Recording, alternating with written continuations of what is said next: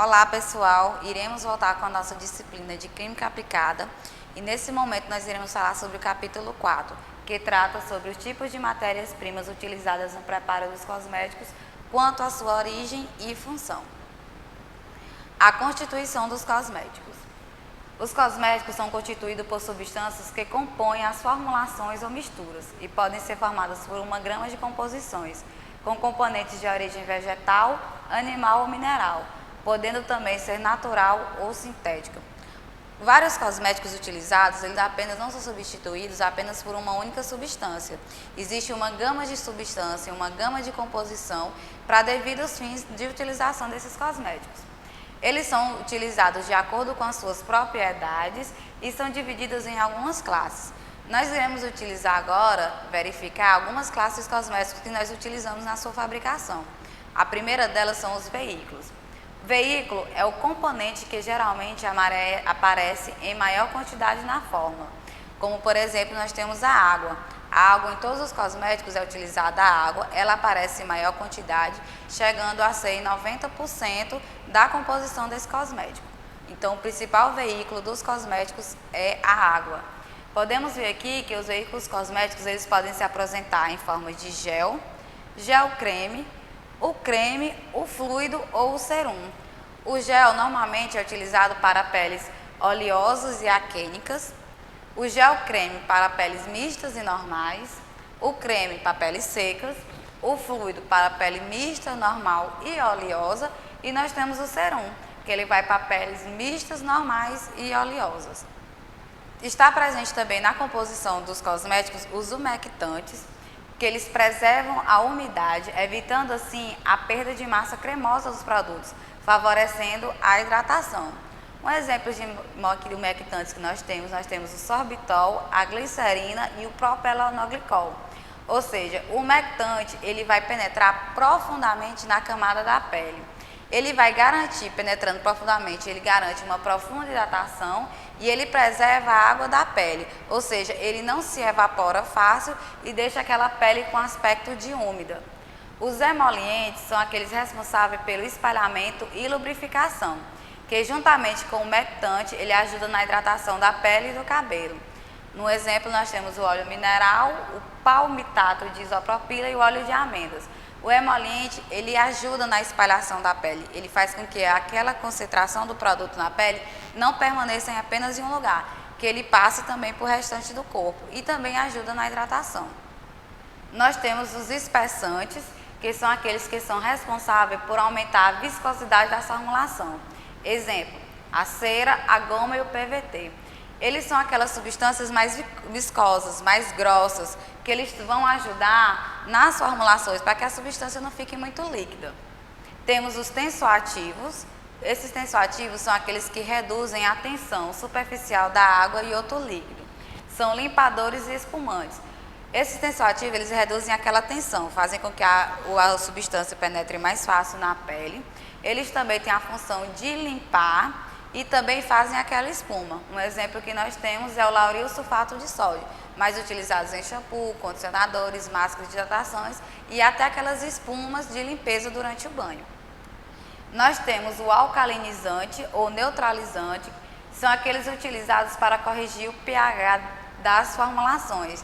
Existem hoje em dia muitos shampoos, condicionadores, máscaras e até cremes hidratantes para o corpo que eles são neutros. Essas substâncias elas utilizam para corrigir aquele pH da pele, nem para ela ficar muito ácido, nem para ficar básico. Nós temos os conservantes, que ele tem a finalidade de preservar os cosméticos de danos causados por micro-organismos, ou seja, toda vez que você abre um cosmético, que você coloca na pele, esse conservante ele faz com que as bactérias, os micro-organismos não penetrem naquele produto para que ele possa fazer aquela, como nós podemos chamar, aquela colônia bacterial. Se vocês puderem observarem aqui, temos uma foto de dois produtos em que um utiliza conservante e o outro não. No primeiro dia, você já percebe uma rápida diferença e a partir de 14 dias você já viu que ali se instalou uma colônia de bactérias. Nós temos as fragrâncias, que são as substâncias que geram odores agradáveis aos produtos. ou seja, aquele cheirinho cítrico, o cheirinho de flor, o cheirinho de lavanda. E nós temos os corantes, que é aquela substância que vai dar cor ao produto. Hoje em dia existem bases que são da cor da pele, existem produtos, perfumes que são azuis, rosa, violeta, existe também as sombras de óleo, os batons, então todos neles são usados os corantes. Ele vai dar aquela cor ao produto. Além das substâncias químicas comumente aplicadas nas formulações, tem-se outros produtos, outras matérias-primas. E essas matérias-primas, elas caracterizam-se como cosméticos em outra categoria. Nós vamos ver agora que eles podem ser os cosméticos naturais, orgânicos e os veganos. Os cosméticos naturais são aqueles que possuem no mínimo 95% da sua composição matéria-prima de origem natural e 5% aquela matéria-prima orgânica, aquela que foi fabricada em laboratório. O cosmético orgânico são aqueles formulados com matérias-primas naturais também. Porém, essas matérias-primas, elas têm que ser certificadas, elas têm que ser avaliadas e ter uma autorização pela Anvisa. Então, os cosméticos naturais, 95% de origem natural, mas não precisa de certificação para poder ser utilizado. Já os cosméticos orgânicos são naturais, porém necessitam de uma certificação para poder ser utilizados. Nós temos os cosméticos veganos. Diferente do que muita gente pensa, ele não tem nada a ver em ser natural ou orgânico. Sim, de fato, ele não possui ingrediente de origem animal e ele nem é testado em animais. Hoje em dia nós ouvimos muito falar sobre cosméticos veganos. São aqueles cosméticos que, ao serem produzidos, eles não vão ser testados em animais e nem são tirados propriamente de animais. Eles são tirados da matéria-prima que se encontra na natureza. Para a obtenção de cosméticos, é preciso todo um planejamento, uma sequência de atividade, toda aquela etapa que nós já falamos no capítulo anterior sobre a fabricação desse produto. E apesar da diversidade, os produtos que são obtidos nessa fabricação, eles são caracterizados por algumas fases. Nós temos o baixo consumo de energia, grande parte dos processos é realizado a temperatura ambiente, ou seja, é aqueles produtos que eles não precisam estar a alta temperatura para ser fabricado. Só naquela temperatura ambiente do local em que se encontra, ele já pode ser fabricado. Nós temos aqueles que têm um grande consumo de água. Ela é considerada em termos de quantidade como uma das principais matérias-primas de fabricação de higiene corporal. Ou seja, como nós vimos, a água, o grande consumo de água, por isso que um dos principais veículos na fabricação dos cosméticos é a água. Produção por batelada é aquela produção de forma descontínua, ou seja, a matéria-prima que é adicionada, ela vai ser convertida em um produto final, em uma determinada quantidade, em um prazo de tempo determinado, e o que implica que ela tem que ser controlada de uma batelada para outra. Ou seja, ao fabricação, essa produção por batelada tem que ter todo esse cuidado de ver o tempo certo, a quantidade certa, o momento certo, porque essa produção tem que ser variável entre uma produção desse produto e outra. A maioria dos produtos cosméticos ela vai ser obtida por processo entre uma mistura de líquido e sólido, ou uma mistura também de sólido e líquido. Geralmente essa mistura refere-se a duas fases ou mais. E nós temos aquelas fases que são características dos fluidos. Nesses fluidos eles existem a viscosidade, a massa específica, normalmente são aqueles produtos que a gente aperta, que ele é mais viçoso. E tem os sólidos, que é aquela forma física que nós temos, que ela não se desmancha, que nós vimos em aulas passadas, ela tem aquele aspecto meio sólido. E ela tem uma massa específica, ela tem bem aderência e molhabilidade. Vamos falar agora sobre a instalação e equipamentos durante a fabricação de cosméticos.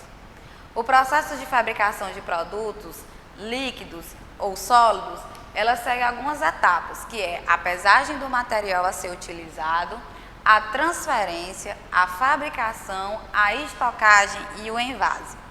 A pesagem vai ser os medidores de vazão. Eles vão ser alguns equipamentos instalados nas tubulações que transferem a água ou o álcool dos recipientes de estocagem para o recipiente de fabricação. Ou seja, é colocada aquela substância, o álcool, a água, vai se ver o peso que ele tem e ele já vai ser transferido para o recipiente de fabricação. Eles são controlados por painéis, no qual é registrada a quantidade a ser emitida. O painel ele vai dar o peso que você deve atingir e o peso em que aquela substância se encontra. Iniciada a operação, a transferência ocorre através de bombas e ela é encerrada automaticamente quando você tem aquela quantidade desejada. Existe a transferência, que é quando aquela matéria-prima em pequena quantidade, ela é transferida de forma manual, observando os procedimentos de higiene para que ela não possa ter contato com o espaço exterior e ser coloniada por bactérias ou micro-organismos, para evitar os riscos de contaminação.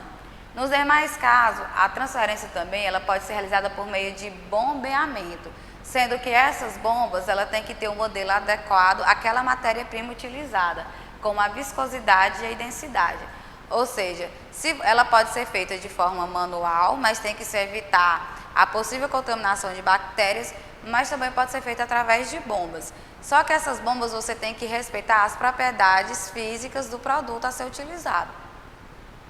Antes de adquirir um equipamento para fabricação, o primeiro aspecto a ser considerado é a capacidade desejada, ou seja, a quantidade final do produto que você quer obter, para que você não possa colocar produto demais e esse produto poder escorrer das bombas ou escorrer do local em que ele é colocado. Para a fabricação de produtos cosméticos na forma líquida, é recomendável utilizar recipientes de ácido inoxidável, ou seja, aquele ácido mais duro, mais rígido, para que o líquido em contato com as paredes daquele local não possa inoxidar o aço. Outra característica importante a ser observada no projeto de recipiente de fabricação é que ele tem que ter um sistema de fechamento, uma tampa, uma válvula, para que esse produto não possa ser contaminado por micro-organismos ou bactérias que estão no meio exterior. Ou seja, o sistema ele tem que ser provido de tampa e um fechamento adequado. Várias são as possibilidades para a fabricação de produtos líquidos.